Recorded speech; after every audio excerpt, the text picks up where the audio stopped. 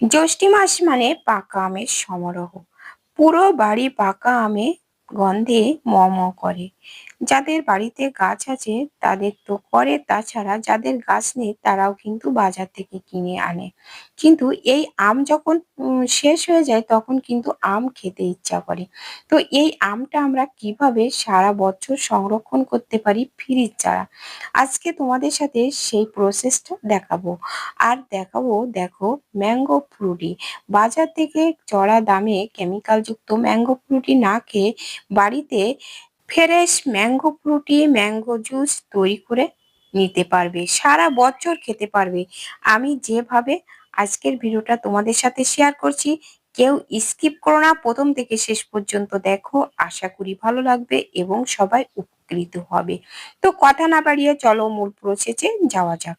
নমস্কার বন্ধুরা, সবাই কেমন আছো? আশা করি সবাই ভালো আছো। আমার পল্লী জননী কুক সেন্টারে নতুন একটা পর্ব দেখার জন্য সবাইকে জানাই স্বাগতম। আজকে দেখো, এই যে আম নিয়ে বসেছি। তো আমগুলো কিন্তু গোপাল ভোগের আম। তো এই আমগুলো বাজার থেকে কিনে আনা হয়েছে, আর তাছাড়া আমাদের গ্রামের বাড়িতে গেছিল, সেখান থেকেও আম এনেছে। তো এই এতগুলো আম একবারে তো নষ্ট হয়ে যাবে, তো কি করে রাখা যায় যে সারা বছর কিন্তু আম খাওয়া যাবে। তাই তার জন্য সেই প্রসেসটাই আমি তোমাদের সাথে শেয়ার করছি, তো তোমরা সবাই দেখতে থাকো। আমগুলো এখন আমি ধুয়ে পরিষ্কার করে ছুলে নেব।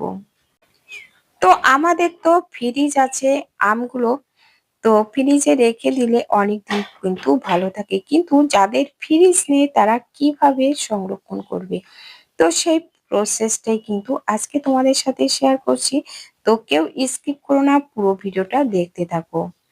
তো ফ্রিজ ছাড়া কিন্তু আমি এই এমন করে রাখবো যে একেবারে ফ্রিজ ছাড়া ভালো থাকবে, সারা বছর ভালো থাকবে। তাছাড়া চাইলে তোমরা নর্মাল ফ্রিজেও রেখে দীর্ঘদিন পর্যন্ত খেতে পারবে। তো এই যে দেখো, আমগুলো এইভাবে চুলে নেব। তো তোমাদের দাদাও কিন্তু সাহায্য করছে আমগুলো ছুলে দেওয়ার। আমি এখন এই আমগুলো ছুলে নেব। তো এছাড়া আরো আম রয়েছে, সেগুলো ফ্রিজে রাখা রয়েছে, আবার বাইরেও কিছু আছে। তো একবারে তো সবগুলো করা সম্ভব নয়, কম কম করে করতে হবে। তো দেখো, আমগুলো দেখা যাচ্ছে উপরে শক্ত কিন্তু ভিতরে দেখো নরম হয়ে গেছে। তো এই আমগুলো সব এখন ছুলে নেব। তো এই যে দেখো, অনেকগুলো ছোলা হয়েছে। আর এখন দেখো আমি কিভাবে, এই যে ডালার ভিতরে একটা নতুন একটা ডালা নিয়েছি, ডালার ভিতরে এইভাবে ঘষে ঘষে আমি এর আমের জুসটা বের করে নেব। তাহলে এই গোপালভোগের আমে কিন্তু ফ্রেশও থাকে না, তারপরেও যে গুটি গুটি থাকতে পারে। তো এই জন্য এই ডালাতে ঘষে এর গোলাটা বের করে নেব। তো বন্ধুরা দেখো, কতখানি গোলা হয়েছে, এক গামলা হয়েছে। এবার এই গোলাটা আমি কড়াইতে করে আমি মাটির উনানে গিয়ে জাল করে নেব। তো এই যে দেখো, জাল করে দেখো কেমন শুকায়েছে। আর এরকম নিভানো উনুনে কিন্তু জাল করে নিতে হবে, হাই হিটে জাল দিলে কিন্তু পুড়ে যাবে। আর দীর্ঘদিন ভালো রাখার জন্য দিয়ে দিলাম লেবুর রস, একটা লেবুর রস চিপে দিলাম। তোমরা চাইলে কিন্তু এখানে চিনি দিতে পারো, মিষ্টি ব্যবহার করতে পারো। আমি কিন্তু এখানে মিষ্টি ব্যবহার করছি না, কারণ অনেকে মিষ্টি খেতে পছন্দ করে না। তো এজন্য যাদের মিষ্টি লাগবে তখন যারা জুস করে খায় আর যে কোনো প্রকারে খাক না কেন, তখন মিষ্টি দিয়ে খাওয়া যাবে। তো বন্ধুরা দেখো, এইভাবে জাল করে তো আমি নামিয়ে নেব। তো দেখো বেশ শুকিয়েছে, কতটা ছিল আর কতটা হয়েছে, প্রায় অর্ধেকে চলে এসেছে। তো দেখো এবার কিন্তু আমি নামিয়ে নেব। বন্ধুরা, এইভাবে যদি তোমরা আম সংরক্ষণ করে রাখো তাহলে বুঝতে পারবে যে আমের কোনো ফ্লেভার কিন্তু নষ্ট হবে না। তো বন্ধুরা, আমি কিন্তু এবার নামিয়ে নিয়ে একটু ঠান্ডা করে নেব। তো এই যে দেখো, ঠান্ডা হওয়ার পরে কত শুকনো হয়ে গেছে। এবার এরকম একটা আমি কৌটাতে তুলে রাখবো, যেহেতু আমি নর্মাল ফ্রিজে রেখে দেব। আর তোমরা যাদের ফ্রিজ নেই তারা কিন্তু কাচের বয়মে রেখে দিলে ভালো থাকবে। আর তাছাড়া তো আম শক্ত তৈরি করে তো রেখে দিতে পারো।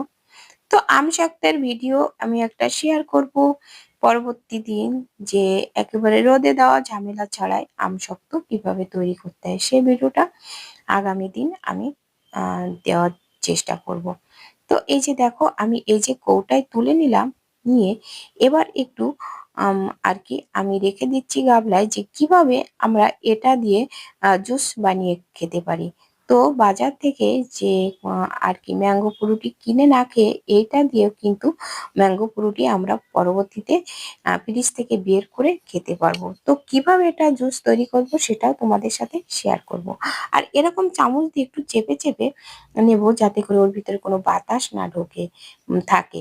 তো বাতাস থাকলে কিন্তু নষ্ট হয়ে যাবে। তো এরকম ভাবে একটু চেপে চেপে রেখে দিয়ে আমি এই মুখটা আর কি লাগিয়ে এটা নর্মাল ফ্রিজে রেখে দিলে অনেকদিন পর্যন্ত ভালো থাকবে। মানে আম ফুরিয়ে গেলে তখন এটা খেতে পারবে। আর এদিকে যে গামলায় রেখেছিলাম সেই গামলাতে দেখো আমি ফ্রিজে জল রেখেছিলাম, সেই ঠান্ডা জল আমি এর ভিতরে দিয়ে এইভাবে দেখো একটু মিশিয়ে নিচ্ছি। একটু এভাবে মিশিয়ে নিয়ে এর ভিতরে দিয়ে দেব কিন্তু বিট লবণ। বিট লবণ দিয়ে তারপরে দেব স্বাদ মতো চিনি। চিনিটা তোমরা যে যেমন পছন্দ করো তো সে তেমন ভাবে দিতে হবে। আর এখানে দেখো ঠান্ডা জল দিয়ে দিয়ে আমি মিশিয়ে নেব, নিয়ে যেমন ঘনত্ব আর কি প্রয়োজন ততটুকু রেখে দেব। তো এই যে দেখো এইভাবে মিশিয়ে আমি এই কাচের গ্লাসে আর এই যে ম্যাঙ্গো ফ্রুটির বোতলে আমি ঢেলে নেব। তো ভালো করে মেশানোর পরে এবার দেখো নিয়েছি একটা ছেঁকনি, এইভাবে একটু ছেঁকে নেব। ছেঁকে নিলে দেখো তলার দিকে একটু দলা দলা হয়ে আছে, যেহেতু জল দিয়ে পাতলা করা হয়েছে। তো এরকম ভাবে কিন্তু সারা বছর কিন্তু আমের জুস তৈরি করে খাওয়া যাবে নিজেরাই। তো এরকম ভাবে চামচ দিয়ে এইভাবে নেড়ে নেব। এবার দেখো জুসটা আমি গ্লাসে ঢেলে নেব। তো এই যে দেখো জুসের কালারটা কি সুন্দর হয়েছে, আর খেতে কিন্তু দারুণ হয়েছিল বন্ধুরা। তো তোমাদের কাছে কেমন লাগলো ভিডিওটা কমেন্ট করে জানাতে কিন্তু ভুলো না। একটা লাইক দিতে ভুলে গেলে লাইক করে দিও, আর নতুন বন্ধুরা চ্যানেলটা সাবস্ক্রাইব করে পাশে থাকা বেল আইকনটিতে ক্লিক করে রেখো, তাহলে পরবর্তী ভিডিও আপলোড হলে নোটিফিকেশন পেয়ে যাবে।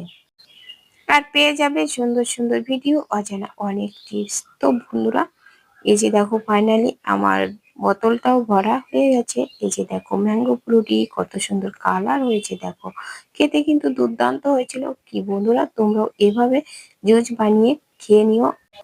আর বন্ধুরা সারা বছর কিন্তু এই আমের স্বাদটা পেতে পারবে এইভাবে সংরক্ষণ করে। তো বন্ধুরা এবার একটু খেয়ে দেখবো কেমন হয়েছে। তো বন্ধুরা আজ এ পর্যন্ত, দেখা হবে পরবর্তী ভিডিওতে। ততক্ষণে তোমরা ভালো থেকো, সুস্থ থেকো। নমস্কার বন্ধুরা।